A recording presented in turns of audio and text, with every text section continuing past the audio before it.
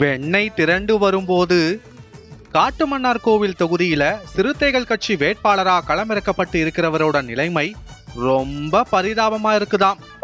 ஒதுக்கப்பட்ட மக்களுக்கு ஆதரவா வாழ்நாள் முழுவதும் களமாடிய இளைய பெருமாளோட வாரிசு அப்படிங்கிறது மட்டும்தான் அவருக்கு ஆதரவா இருக்குதாம்.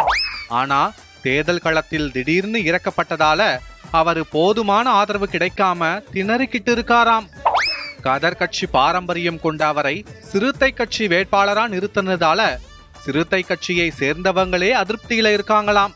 காட்டுமன்னார் கோவில் தொகுதியில தானே களமிறங்க போறதா அறிவிச்சு எல்லாரையும் அதிர வச்சாரு சிறுத்தை தலைவர். அண்ணன் நேரடியா களமிறங்குறாருன்னு உற்சாகத்தோட களமாட சிறுத்தைகள் தயாரானாங்களாம்.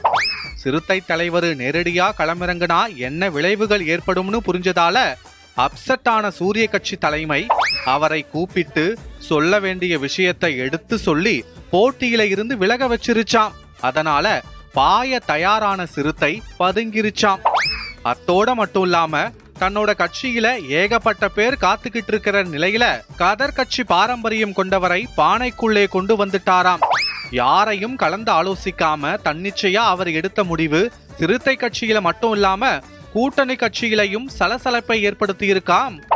தன்னோட மாவட்டத்துல தன்னை கலந்து ஆலோசிக்காம ஒரு வேட்பாளரை சிறுத்தை தலைவர் அறிவிச்சதால அந்த மாவட்ட அமைச்சரும் அப்செட்டாம்.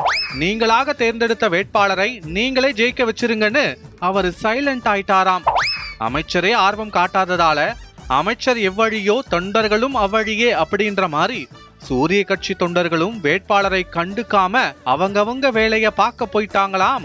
தொகுதியில கதர் கட்சிக்குள்ளே இருக்கிற உள்ளடி அரசியலால அவங்களும் பிரச்சாரத்துல அதிகமா ஆர்வம் காட்டுறதில்லையாம்.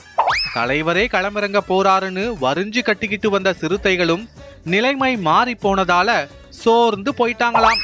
இதனால திக்கற்ற காட்டில் நிக்கிற மாதிரி என்ன செய்யறதுனே தெரியாம வேட்பாளர் பரிதாபமா களத்துல நிக்கிறாராம். சிறுத்தை தலைவர் நின்னா வெற்றி உறுதி அப்படின்னு இருந்த தொகுதியோட நிலைமை வெண்ணெய் திரண்டு வரும்போது பானை உடைஞ்ச கதையா இருக்குதாம்.